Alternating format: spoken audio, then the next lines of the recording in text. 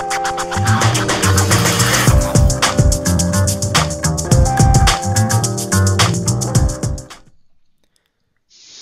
guys, welcome to another episode of the Iraqi Nutrition Podcast. I'm your host as always, Juma Iraqi. And before we start today's episode, I just want to mention that this podcast is available on YouTube, but if you prefer to listen to it in audio format, you can also find it on iTunes. So today's guest is someone that a lot of people has been asking me to bring on the show. He has a lot of knowledge when it comes to gaining muscle, fat burning, and also performance enhancing drugs. So welcome, Broderick Chavez, to the show. Juma, thanks for having me here. I appreciate that both you and your listeners were interested enough to reach out. I'm excited to be here. Thank you so much, and thank you so much for taking the time to do this. We're going to talk about a really interesting topic today, which I think a lot of people are interested in. So today's topic is nutrition to optimize muscle hypertrophy. And we're going to talk about different aspects of it, but let's start with you giving us background about yourself and an introduction so people can get to know you better. That's always the most difficult part for me. I find it very awkward to talk about myself. Again, name's B. Chavez. I am 46 years old. I have been involved in this industry, prepare for shock, I'm not exaggerating, 36 years. I literally started in a commercial gym when I was 10 years old. Quickly convinced everyone around me, that the few that at least didn't believe me, that this is what I was going to do with my life. This was my purpose, being weight training, bodybuilding, powerlifting, strongman, all things associated with human athletics, human performance. Competed as a bodybuilder, powerlifter, strongman, highly games athlete. Was not very good at any of them except bodybuilding and powerlifting because I'm a very small person. I'm literally like 165 centimeters, just not a big person, little hands, very unathletic, but was very good as a bodybuilder, kind of a child prodigy. That gave me the opportunity to be immersed in some very high-end situations and surrounded by some very high-end people. I got to spend time with the late, great Dr. Fred Hatfield, the great bodybuilder Thomas Stephen Platz, number of others. Those jump out to mind. Those made a specific impression on me. And I pursued education. I got a BS in biology, a minor in chemistry, worked in the field of biology, all the while maintaining a foot in the door in human performance, athletics, even, I dare say, and I'm almost a little ashamed of this, even in the supplement industry a little bit. That grin makes me think you know what I'm talking about. Yeah.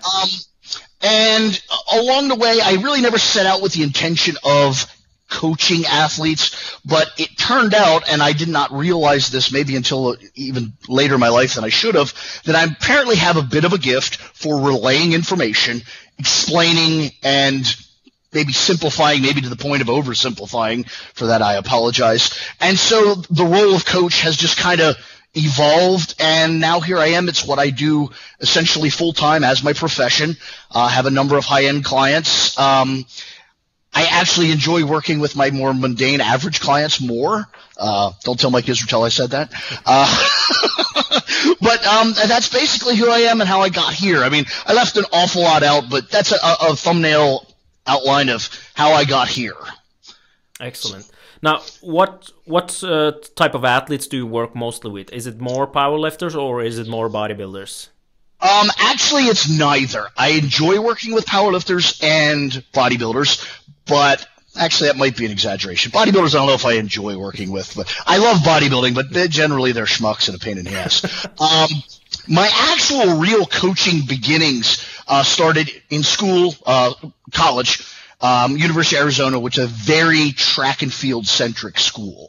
So I had a lot of involvement with track and field athletes. So that's really where I started, and I've kind of, because of both contacts in that field and, of course, the volume of experience, I've kept a core level of track and field type athletes. Work with a lot of people that throwers, runners, even non-track and field athletes that say have aspects of that in their sport. For instance, certain positions in American football require a lot of 100-meter-esque type running, very short distance, high burst, high acceleration running. So I'm able to coach them in a track and field fashion.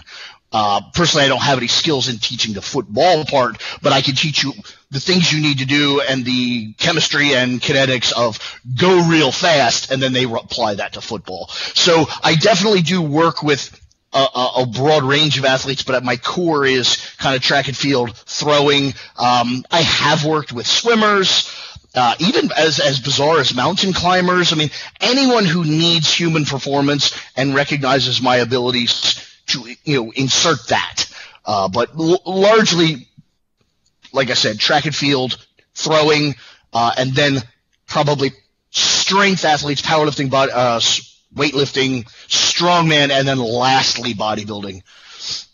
So. Excellent. All right, so let's start off with the first question. When you're trying to gain mass, sometimes you'll hear people say that you should start with a foundation where your body fat levels aren't too high. So is that true, or is it not? Well, again, I warned you early on that I'm going to answer a lot of these questions sideways, and this is the perfect example of that. The answer is always the leaner you are, the better for every reason. However, the first thing you need to address is what is your purpose? What are you as an athlete? For instance, if you're a tennis player and you ever get above 12% body fat, you're a shit tennis player. That's just not appropriate. However, if, for instance, you play American football and you play a power position or a defense position, you might be completely comfortable at 35% body fat because it's a body weight oriented position. So your job description largely determines the parameters on what it is you should be. And then it's your job, or my job perhaps, to then use those parameters to the best of our ability. But to kind of answer the question specifically you asked, when you're entering a body weight gaining, mass gaining phase of your training, it is ideal to begin at the lower end of your appropriate range and escalate to the higher end of your appropriate range. But that range wildly depends on your job description and even possibly your individual genetics. If you're Kenyan by design, you probably just lean toward leanness, whereas, if you're Inuit, you probably don't lean toward leanness. So again, that would also factor in there. I don't know if that exactly answered what you wanted, but that is how I would view it. Okay, excellent. Now, if we were to specifically look at bodybuilding, and if we were to give out some numbers, what would be an optimal range? Do we have anything we can recommend there for both males and females? Yes, and I'll even add a caveat there, but yes. Largely, I would say the nature of bodybuilding, the loads involved, the volume of work, etc. Probably something in the 10% range is your lower limit. Leaner than 10% maybe isn't problematic, but it's certainly unnecessary. So I would say your lower end is 10%. Your upper range, there's a strong debate on exactly where it is. Personally, I think particularly larger bodybuilders, and the reason larger is the more muscle you have, the easier it is to then later metabolize body fat, because it is muscle that does the metabolization of the fat. So the larger the individual, interestingly, probably the fatter you can allow them to get. So I would say for most middle of the bell curve bodybuilders, you're probably putting a cap on it at 15-16%. For very big muscular bodybuilders, you could probably go as high as 20 and still mathematically arrive at the same stage leanness, simply because the mass overwhelms the fatness. The lean mass overwhelms the fatness. But I would say that's probably your range, somewhere in a 10% escalation toward 15-ish 20 if you're very big, or very comfortable losing fat. Again, that too, there's a skill-ish component there. Some people are just better at dieting than others. If you're a terrible dieter, we need to take that into account, keep you leaner so you have less work to do later. Mm-hmm. Excellent. Now, is there a range also for like females? Because I know this is a question people will ask. There definitely is, and that's where I said I'm going to insert a caveat. In reverse order, in drug-using females, probably not your core audience, but I want to address that. Basically, they're pharmacologically making their metabolism male. So I would apply the exact same numbers to them. Maybe just scale it up a little bit, make it 12% to 22 or something, but roughly speaking, they're the same numbers because metabolically and hormonally and therefore enzymatically, they're basically very small males. They really are. And I don't mean that as a besmirch. I love women's bodybuilding. I love big muscular women. But to be honest, when you're dealing with the chemistry, that's what you're dealing with. Now, natural females, it's probably a situation of the leanest you can possibly be in comfort zone, which oftentimes is as high as 15%. And a non-dieting female bodybuilder probably is going to struggle to maintain 15%, and then probably escalating in a smaller zone, probably up to 22%. So unfortunately, the scale at which they can elevate is much more truncated, which is also probably one of the reasons why they never ever really get that big, is because their ability to accrue mass is truncated by fear of fatness. Excellent. I think that answered the question perfectly on body fat levels to optimize massing phases. All right, moving forward to the next question regarding calorie surpluses. You hear sometimes people say you should have a huge caloric surplus when you're trying to mass. Some will be more conservative with it, and some say also that it depends on how advanced the person is. So what's your general recommendations there? As far as how advanced the individual is, I think that's probably a misinterpretation either of the question or of the context. More advanced athletes are usually just bigger, and they ultimately have bigger numbers associated with them. Their total calories, their dosage, their protein, everything's bigger because they're fucking bigger.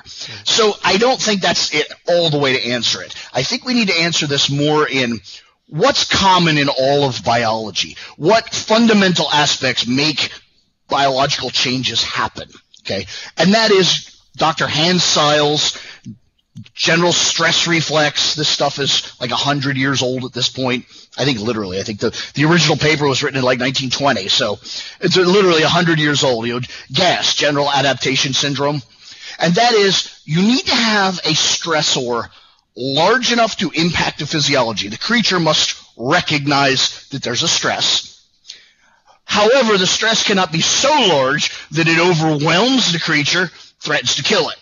Like having a rock in your shoe. You have a small rock in your shoe, you'll over time develop a callus. Now, put a great big sharp piece of glass in your shoe, it's going to lacerate the shit out of your foot, you're going to get an infection and die. So there's really an obvious cutoff point where too much is too much. Too little does nothing. Just like suntanning. If you go, I'm going to go suntan, you go outside for 10 minutes, nothing's going to happen. Go outside a whole day, you're going to burn to death. There has to be a middle ground, and that middle ground escalates over time as your ability to tolerate that stress increases. And this is literally, I'm talking about sunburns, I'm talking about rocks in your shoe, and people, what is he going? What they don't understand is these are fundamental tenets of biology. They apply to everything, including your diet. So what happens is you have to have a caloric surplus sufficient for the body to recognize, there's a surplus. Something needs to happen. But the surplus can't be so enormous that it wreaks havoc like the piece of glass in your shoe. So what we're looking for is the sweet spot, Goldilocks-sized pebble in your shoe that's going to generate the callus or accumulation of mass, but not so large that it's dangerous, or not so small that you're wasting your time. So after that long-winded preview, I would say what you're looking for is probably, and again, it scales by size of the individual, and that's where that whole advancement thing might come in. But I would say typically I find, and I'm going to answer probably a different question first, bodybuilders typically reside in the 30 to 40 kilocalories per kilogram range. That's typically where I find bodybuilders land. Take your body weight in kilograms, multiply it by 30. That's the low end. Multiply it by 40. That's the high end. There is some deviation based on a lot of factors, but that's the range. So what I would design a diet is starting at that body weight times 30 kilocalories, and then take the number of weeks we're going to do this, let's say 10, because that's a nice round number, and then I would escalate in smooth gradations from 30 to 40 kilocalories per kilogram. This is assuming I don't know the athlete intimately, and I'm just doing this from clinical information. If I knew the athlete intimately, I might have more specific numbers. But that's kind of the general strategy. So then I would just simply have an escalation over 10 weeks of that 10 kilocalories per kilogram accumulation. Putting in potential stop gaps, I would check periodically and make sure we haven't crossed that target body fat threshold based on the kind of athlete they are and what have you. And maybe if I see they're not progressing fast enough, I would elevate a little faster. And if I see they're progressing a little faster I might tone it down. But that's the general structure. Predefined time, predefined starting point, escalate toward something probably about 40 kilocalories per kilogram. And again, if you're, Ronnie Coleman probably is at 65 kilocalories per kilogram, but he's carrying so much more muscle. That's the far, far end of the bell curve. Most bodybuilders reside in the 80 to 110 kilogram range.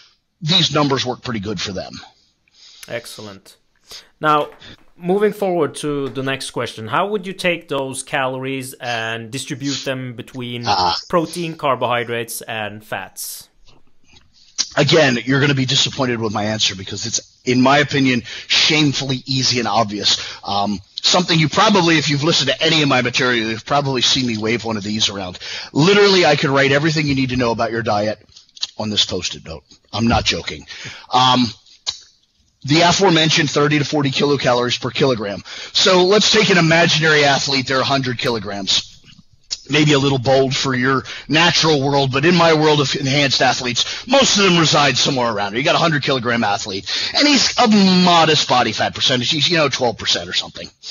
I would say let's take that 100 kilograms, put them right in the middle of the bell curve, say 35 kilocalories per kilogram. They're going to eat 3,500 calories. Protein, again, people love to do this by ratios, this percentage or this percent. That's silliness. That doesn't work in any other realm of medicine or biology.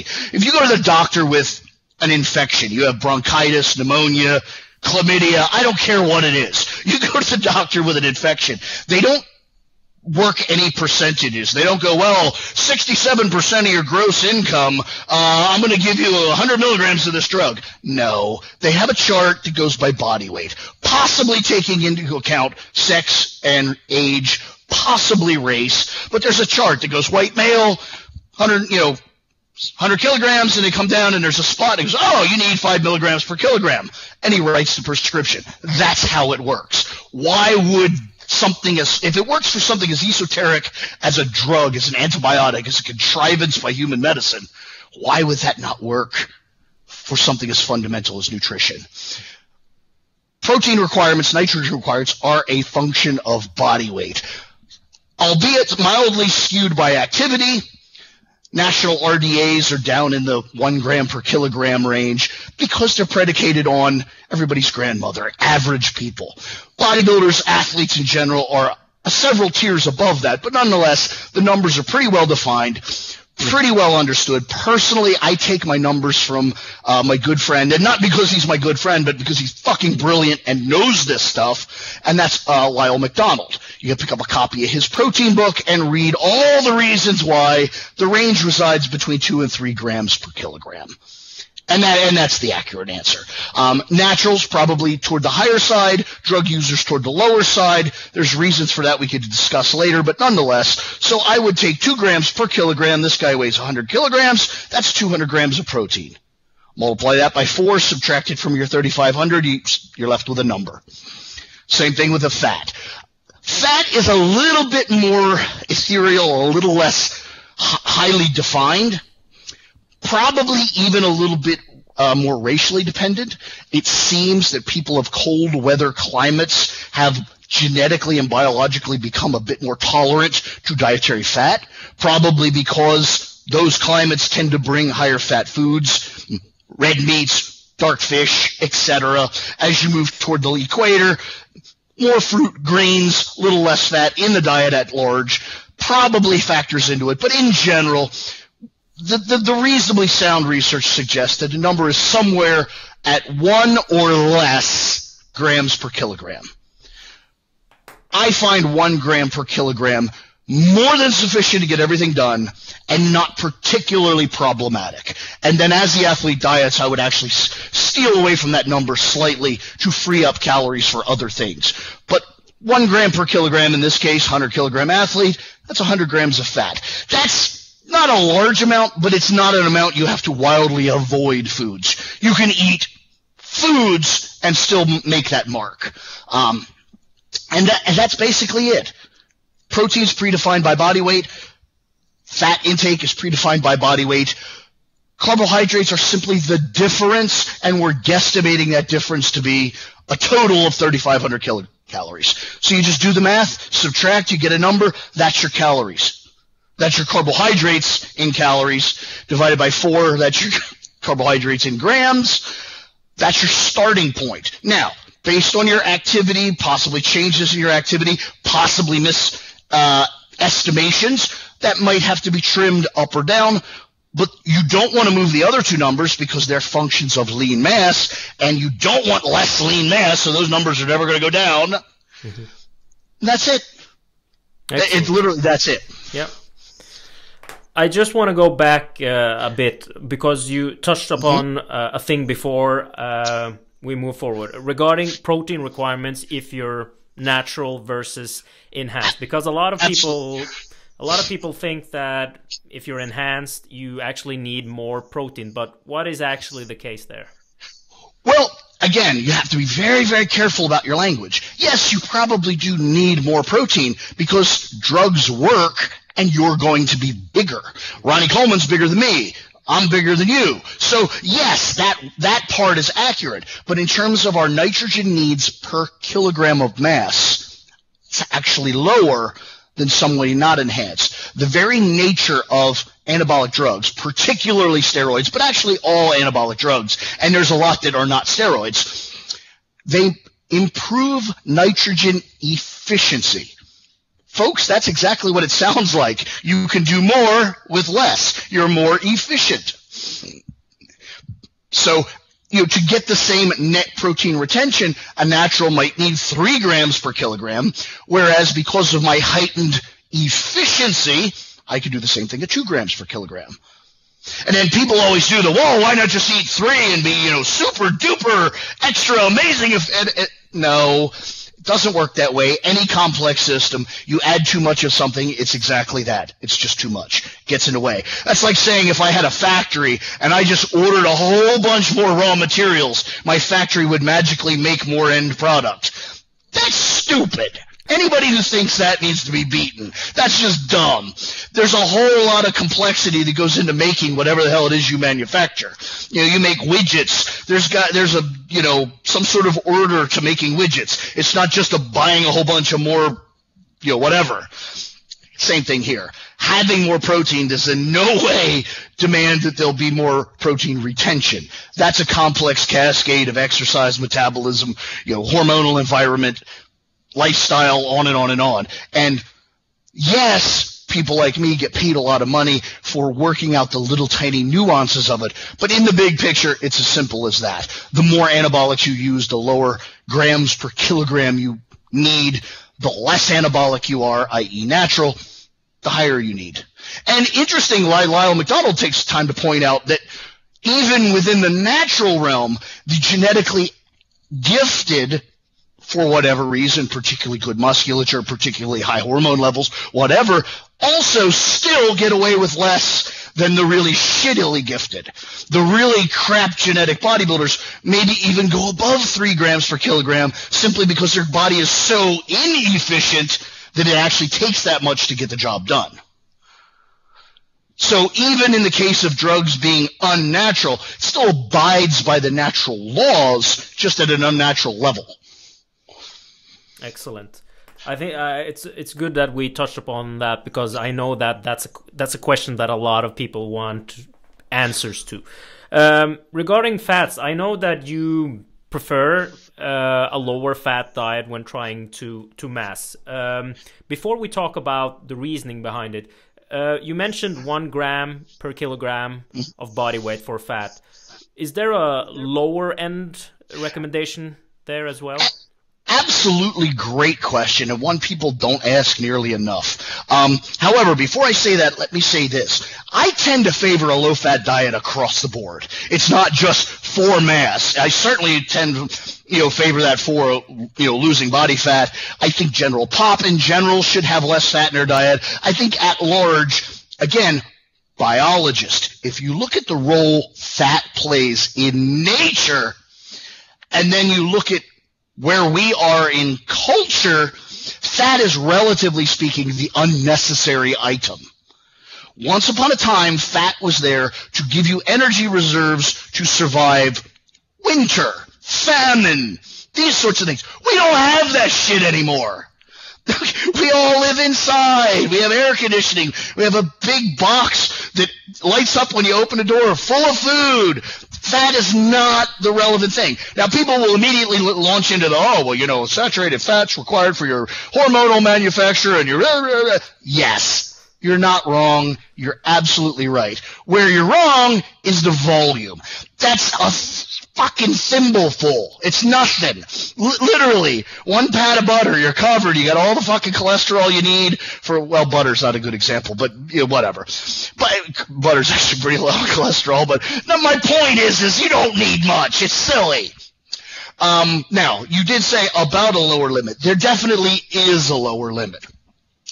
And some of my athletes that I coach and I were just discussing this subject, and we've got a few of them, I have a few of them, slowly eking their dietary fat down, trying to really find where their lower limit is. And what we found is pretty much what the research suggests we would find, is somewhere just south of 0.5 grams per kilogram.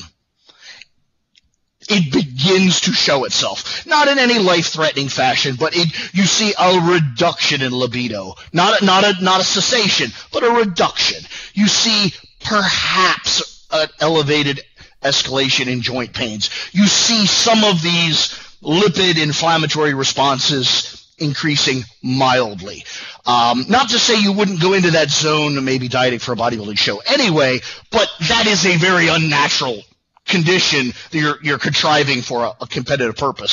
So in general, what I tell people is the zone is between about 0.5 and 1 gram, and based on your food choices, which has a lot to do with a lot, geography, culture, if you're a Cuban, your food choices are probably going to be a little different than if you're Mandarin, just by nature, the foods you're exposed to on a daily basis. So based on culture, availability, etc., I tell people to fall in that zone as naturally, if that's a word I dare use in a conversation like this, as you can. Personally, I find the foods I eat, which is pasta, white rice, red meat, green vegetables, it's pretty much all I eat all fucking day, every day. I find that if I eat my calorie requirement, I almost always, almost to the number, land at a gram per pound, or a gram per kilogram rather, of dietary fat. It's just where my diet lands me. So I think that that's probably going to happen with most people, is if they eat their native normal foods in a non-fat additive fashion, they're probably going to land right in that zone anyway. Excellent. Now, you mentioned that in general you prefer a low-fat diet, but specifically Absolutely. for massing, is it that you don't gain as much body fat if you limit your fat intake, or is it that you prefer it because you can then have more carbohydrates in the diet? Well, yes and yes, but even then for a greater reason yet. Largely, and that people really just seem to miss this. Fat, even if this is interesting and people don't know this, and please, all of you listeners, take the time to ask Siri or Google this up or whatever the hell method you use to verify what I'm telling you is accurate. You should do that anyway, even if I didn't tell you to, by the way. But even if you are starving, literally, if you're in a state of ketosis, you're dying of hunger, and you eat fat, okay? Somebody gives you a stick of butter. Here, eat. You eat a stick of butter. A very, very small amount of that is able to be metabolized on the spot. Some for sure, but a very small amount. You know where the rest goes? It actually gets stored as fat, even if you're fucking starving. Then, of course, your body does the whole complicated cascade of liberating fat and distributing it into the bloodstream, free fatty acids, glycerol phosphate. It's entered the Krebs cycle. It's metabolized. Dave Palumbo can yammer on about how a ketogenic diet really works, and it really does. It's called fucking starvation, folks. We all learned about it in biology school, and then they put a big red X on it and said, never do that, moved on to the next page. But, nonetheless, dietary fat, the very first move your body can make with it is simply to store it as fat. There's no mechanism like carbohydrate to store it as blood sugar or muscle sugar or liver sugar. There is no vector like that. The only place your body can go with fat is burn it on a spot, which is an amount, but a very small amount, or store it in fat. So let's get that out of the way and just talk. That's a thing, okay? So right off the bat, fat is most likely going to be stored as fat, even if it's only transiently. So why not skip over that step? Move on to things that we can actually do other cool shit with. Okay? That leaves you carbohydrates and protein. We've already discussed the protein requirements. Anything beyond that, again, it's not necessarily deleterious, it's not dangerous, it's not bad for your kidneys, it's just two things. It's unnecessary and expensive. Protein costs more per unit calorie than carbohydrates.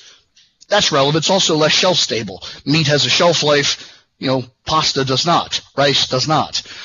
Thirdly, I think we're at third. We'll go with third. There's another factor here that people just don't want to acknowledge. You have 3 macronutrients.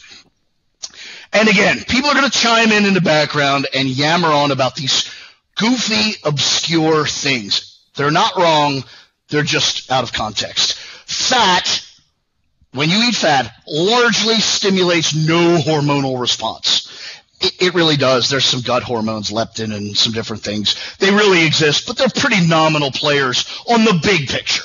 Fat, pretty much inert on a hormonal level. Protein, less so, but still pretty inert. Doesn't have a big impact on insulin. Possibly has some impact on circulating sex hormone levels, but nominal. Okay? So much more metabolically active maybe than fat, but still pretty much not the deal breaker. Now move over to carbohydrates. Has an enormous proximal impact on an enormous array of hormones. Insulin, growth hormone, glucagon, leptin, influence on sex hormone binding proteins. Okay, so you got 3 things. No hormonal response, very little hormonal response, great big hormonal response. Since we've already decided that hormones really work, drugs are effective, drug-using athletes are bigger and stronger than non-drug-using athletes, if one of those 3 things is going to give you a drug-like effect, which one are you going to choose? Carbs. Again, clear your mind and make it something else that's important to you. Make that money. No money, a little bit of money, a whole bunch of money. Which pile are you going to pick up? Like literally, make it anything. Make it porn. No porn, a little bit of porn, all the porn you can stand. That's the one you're going for. Are you retarded? This is not complex. It's not. I literally, every time I get into this conversation, I'm really not busting your balls, but I just want to take this and I just choke myself to I can't understand. Please don't. Literally 100 years later, we're still having this talk. It's killing me. Yeah, please don't choke yourself. I still need just a couple of questions here. I'm sorry. I know that's too much, but it really is the bane of my existence. But please continue, sir. All right, let's continue with now we've talked about the distribution of macronutrients. When it comes to number of meals you should eat per day, do we have a range there as well? Well, like everything, of course there is. It's foolish to think there isn't, or to even ask if there isn't. And again, I'm not busting your balls specifically, but people, not being me, but people have dedicated their lives to studying this. And it's just like calorie requirement or hormone levels or anything else. The number one issue is calories over time. How many calories do you get in a day? So can you do it on one meal? Absolutely. Is that optimal? Absolutely not. But then on the other side of the bell curve, if you're eating every 10 minutes all day long, it's also maybe not deleterious, but again, ridiculously, absurdly unnecessary, unworkable, not feasible, on and on and on.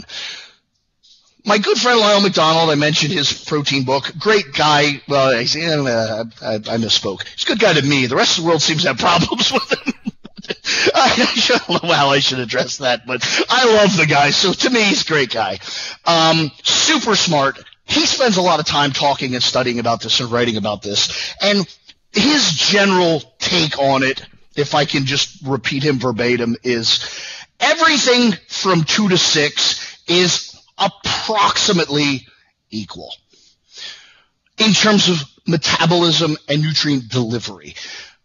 Most people simply want more meals than 2, and most people simply find it impossible to get more than 6, and therefore the range is kind of predefined. It's somewhere in that 3 to 6 range simply because that's the workable answer.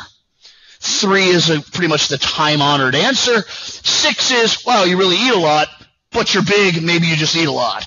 And there you go. People want to get into this, hormonal flux and, your insulin that and your leptin the other thing. And the reality is most people, and I am pointing specifically at the natural world, are just so relatively small and uninfluenced by those things at large, it just doesn't fucking matter. Again, if you're dying on your deathbed of hunger, it matters. If you're the size of Ronnie Coleman, it matters. But everybody in the middle, it's just not the deal breaker. That's 0.5% in the big picture. You'd be much better off spending your time worrying about your workout or your coaching or your something that's actually going to influence the bigger picture.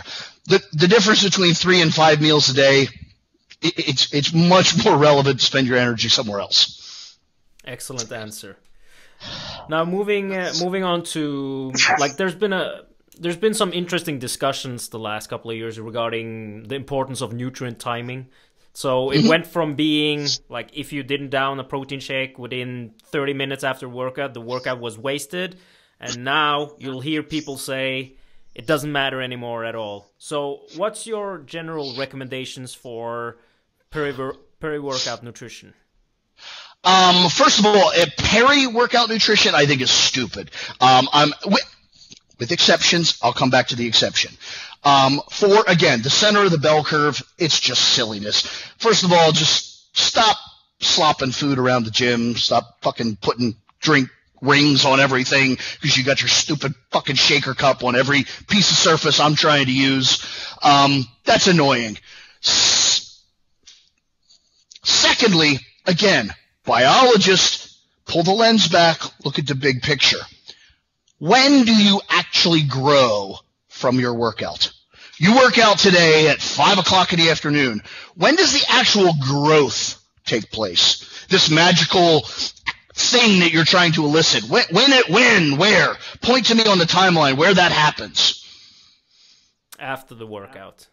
Not just after the workout, but very much after the workout. For instance, the next 48 hours after the workout. So really, do you believe that that instant is the deal breaker? That's the crux. That if you don't have, fast-acting, keyword, fast-acting amino acids exactly 30 minutes into the beginning of your workout, 2 days from now, a shot in the ass, that's just stupid. You don't even have to know biology to recognize that there's something wonky with that timeline. That doesn't work, especially since you're going to eat, I don't know, pre our earlier discussion, like 5 times before that 48-hour window closes. That's just stupid. Now, there's 2 things here that are not stupid, but are wildly out of context. Again, if you were, for instance, my client, you were genetically gifted, chemically enhanced, and we were doing very clever things with very rapid-acting hormones, like, say, insulin or growth hormone. Now it might actually be relevant because you have a very short-acting proximal hormonal influence that we need to deal with. So if I give you 10 IUs of insulin, yeah, you're going to need some nutrition right then, or you'll be laying over there in 20 minutes. That's relevant and real. It's also very contrived and has nothing to do with the general population. Unfortunately, because Ronnie Coleman does it, or, I don't mean to throw him under the bus, but it's kind of obvious, or whoever, then Joe Average latches onto it. Maybe that's why I'm not big. No, you're not big because you're genetically average and you're not taking 5 grams of gear, among many other factors. It's not that.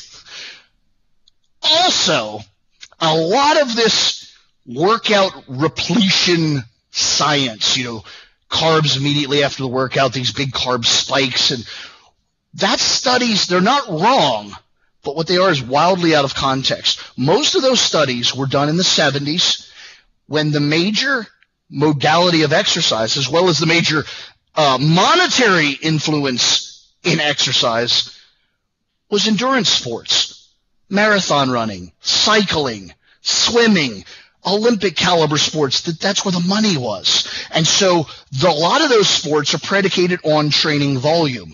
How many miles can you run a day? Can you run twice a day? Can you run 3 times a day? Can you run 3 days in a row, etc.? So immediate rapid repletion of energy stores was very, very relevant to your overall training scheme.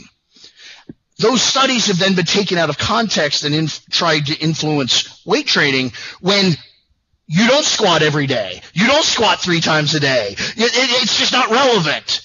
It's not wrong. It's just wildly out of context, and people tend to lack both the curiosity and the intellectual rigor to take the time to work through that. And then we get this schmoz we're in now. Yeah.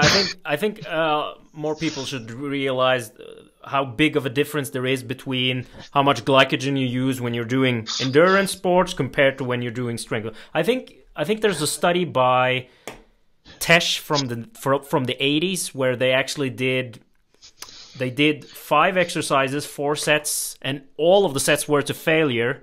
And they only depleted the glycogen stores by 20 to 40% or something like that. Yeah, and then if you calculate your normal repletion levels based on millimoles, that's like 24 hours. Nobody's training within that time frame again anyway, not weight training.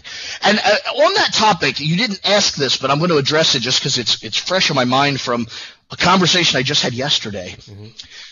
People talking about how little glycogen and just general calories in general you burn. People have this burning desire to manipulate their calories in response to their momentary exercise. Well, I didn't train today, so I'm gonna take 100 grams of carbs out of my diet. Really? Your workout, and this is coming to me from, a 75 kilogram, quasi bodybuilder. I'm like, really? Your narrow ass is burning 400 calories in your weight training workout? You gotta be foolish. It's not even close to that. And it also fails to cognitize the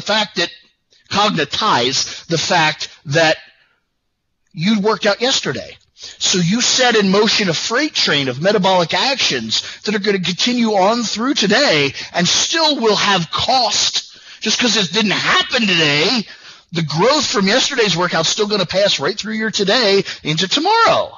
Mm-hmm. So you're intentionally calorically choking a process that you went to great pains to initiate. It's just goofy. Mm-hmm. It's just silly. Really lacks scope and bigger picture thinking. Excellent answer. Now, moving on to the next question regarding dietary supplements. Okay. Is there anything that's out on the market that can help when it comes to optimizing muscle hypertrophy? Yes and yes. Those two yeses being natural and enhanced. I'll explain. And when I say yes, I'm saying yes in the context that any help afforded by an over-the-counter agent is going to be nominal. Not zero, but nor is it the deal breaker or maker. For instance, creatine monohydrate has genuine, real-world, documented effects. How much is that effect? Well, I don't know, 2%, 3%? It's not much, but it's real. And like finances, that 2 or 3% accrued over a career, much like your bank account, 2 or 3% over an entire working career, that can amount to a sizable amount of money. Same thing here. Beyond that, largely there's not a lot. There's other things kind of like creatine that can have some, proximal effect that compounded over time manifests itself into real effect. But largely it's that and not much else. I do not, by the way, caveat, one, I do not like protein supplements, and two, I don't consider them supplements. They're fucking foods. It's protein. It's no different than chicken or fish or meat. It's just convenient, overpriced protein.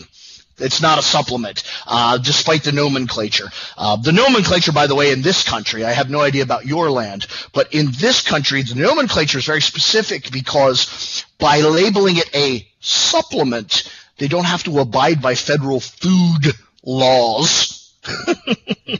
And they don't have to have the level of oversight and quality control that they would if they were selling you meat or fish or some actual food. So they skirt that by being a supplement, even though it contains calories and therefore, by definition, it's a food. So a little off track, but it's a point that is relevant. Not completely saying that no one should use a protein supplement. Again, it's convenient, they're delicious, there's a lot of reasons why you might want one, but there's no magic, it's just food. That's what I'm getting at. The only one that's jumping to mind is creatine monohydrate, but there's other compounds like that have some proximal effect, compounded over a long period of time that could have real effect. But in general, most athletic people, their diet is of such excess over the baseline population that they're not short on vitamin C, vitamin B, thiamine, whatever, because the sheer volume of food they're getting accomplishes that typically in spades. I wouldn't be surprised you find most high-calorie athletic diets can even be in surplus of some of these things. Probably not to a dangerous level, but nonetheless in a genuine surplus where they're being excreted and just wasted. The exception to that is in drug-using athletes, certain metabolic pathways are operating so far above the scale of nature that now supplemental additions can actually be the rate-limiting factor. For instance, you didn't ask this, but I'll give you a for instance to solidify the thought. Everybody kind of knows the nursery rhyme, sing-song, there's hormones in your blood, and they circulate around, and they bind to the target tissue. And that's usually where the story ends. And then, that whole bind to the target tissue leaves out about 4 million really complicated biochemical steps. And an awful lot of those complicated biochemical steps are mediated by the element zinc. There's a lot of enzymes mediated by zinc. Were you zinc deficient, you would have roughly inefficient hormone binding. Okay. Normal people typically aren't particularly zinc deficient. But now let's raise your circulating hormone levels by 1,000%.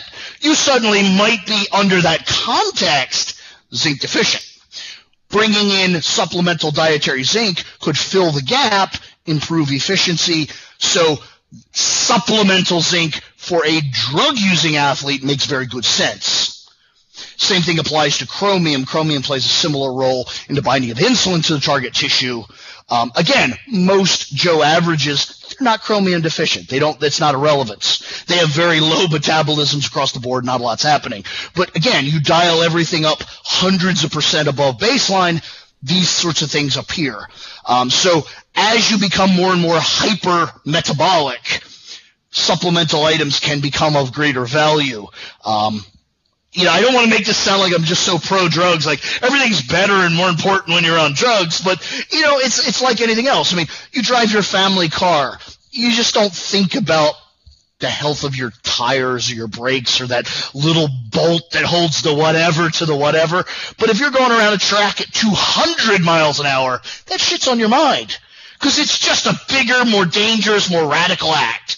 That's where we're at here, is these little things become considerably more relevant and considerably more crucial failure points because of just the velocity you're moving.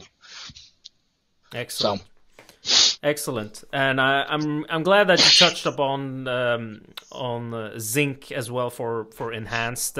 Is there any particular zinc version that's better than others? Well, I'm going to answer that in a bigger answer. And the answer is anyone who wants to take a supplement because they're convinced they need to or just for whatever reason, take some time, study some chemistry, and begin to understand the subject. I'm going to step aside from the zinc, and I'm going to go with a great one is you probably half the people listening to this, their grandmother's it's suggested by their doctor, you should get some dietary calcium. Broken bones are a big problem in the elderly. Broken hip could ruin your life. You ought to get some calcium. So they run out to the local store and they grab a bottle of, dietary calcium. And most of the time it's, say, calcium carbonate. Okay. Folks, that's fucking chalk. It's indigestible. It does nothing. Okay. When you say, I'm not going to give a deep chemistry lesson here, but when you say anything in chemistry terms, it's a two-part word. It's like peanut butter and jelly. You have calcium carbonate. You have calcium lactate, calcium gluconate, calcium whatever. Well, it's always peanut butter, and then the jelly is grape, orange, raspberry, strawberry. Okay, so it's always the same calcium, but what it's bound to determines how much of it can actually dissolve and make its way into the bloodstream and be available, something called bioavailability. Knowing what you're buying and knowing the bioavailability of the thing radically affects its efficacy and its dollar value to you. If you have two products, one's calcium carbonate and one, say, calcium citrate, okay, the calcium citrate is going to work so much better and deliver so much more calcium to your bloodstream and available to your bones. So if there were similar dollar costs, for instance, that would be a much better buy. As a matter of fact, if the calcium citrate was twice as much money, it would actually still be a better buy. So knowing the chemistry formats and the hierarchy of bioavailability, I will give this very generic and not always accurate, but rough guide on that topic. If you take the time to read the words and think, you'll see things like lactate, calcium lactate, lactose, milk. That's typically the calcium that would arrive via milk. Milk is a pretty wholesome and usable, edible construct. That's a good choice. Citrate, as in citrus fruit. Well, that's also a pretty goddamn wholesome, natural, existing in nature, edible thing. It's also, interestingly, a very good choice. Gluconate, a little less obvious, but comes from, glucose, gluconate, sugar metabolism. It's also a very good choice. So if you read these words and clear your mind and just kind of imagine you know what they mean, it becomes kind of very obvious that they are what they are.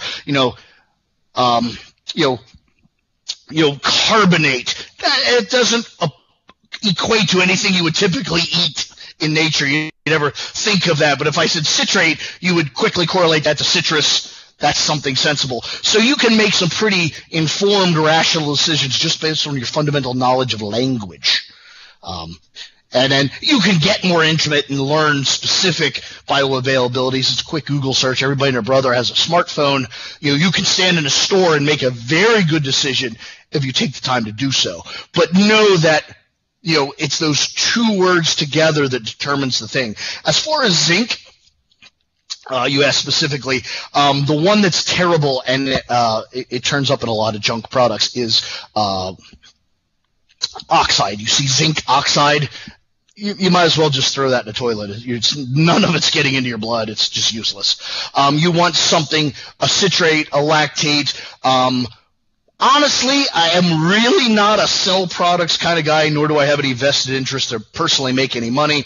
But Victor Conti's ZMA product, the zinc aspartate, ZMA, zinc magnesium aspartate, is, if I was going to make a product, I'd be hard-pressed to make one as good, much less better. So that's a great place to start. Excellent. All right. I think that's what we had time for. If we could just wrap it up with a quick take-home message, what would that be, Broderick? Wow, that probably depends on my mindset. But based on the way this conversation's gone, think bigger. Don't think smaller. Everyone wants to focus on details and think on, what's my best pre-workout, post-workout, my this, my that. They dive ever deeper and deeper, and they wind up mired in details that are meaningless in the big picture. My attitude is, and would always be, to suggest, when you get to a part where you're not sure, pull back. Don't go in. Go back and look at the big picture. What's going on before that? What's going on after that? What went on yesterday? What's going on tomorrow? Bigger. Look bigger and bigger. A lot of times, just like any other thing, is perspective. If you can't quite see what you're trying to look at, stand on a box. Go upstairs. Get higher. Higher tends to give you a better view. You can make better decisions. Pull the lens back. Don't dive in. There's time to dive in, or, for instance, somebody like you or I, pay somebody. Pay somebody that's what they do. Get a coach that dives into that part of the details. They need nutritional advice, they should call you. They need drug advice, they should call me. That's what we do. But fundamental stuff, just pull the lens back and make decisions based on your just life experience and what you already know. And not just what you know, but what you know. There's a big difference. That would be my take home for almost everyone in probably almost every realm, not even just sports, like everything. Like I'm no financial wizard, but when I get stuck, that's what I do is I go, all right, what's going to go on last week and next week? And, and then suddenly I go, oh yeah, that'll work out over here. I get it. I think that's how you do that. I think that's a great message that you delivered there, Broderick. So, tell us where people can find more information about you. Actually, I'm proud to say that's gotten a lot easier. I took some really good advice. Talking about pulling the lens back and looking at things. I actually had some conversations with a bit of an expert, and all of my social media, my website, all of my stuff is, you can't maybe see my t-shirt there, but is TeamEvilGSP. So every forum on which I'm on, Twitter, Facebook, Instagram, all of that is at TeamEvilGSP. Which is also my website, www.TeamEvilGSP. So if I'm there, that's how you could find me. Perfect. All right, Broderick. Once again, thank you so much for taking the time to do this this podcast. And if you're up for it, I would be more than happy to bring you back to talk about something else. Absolutely.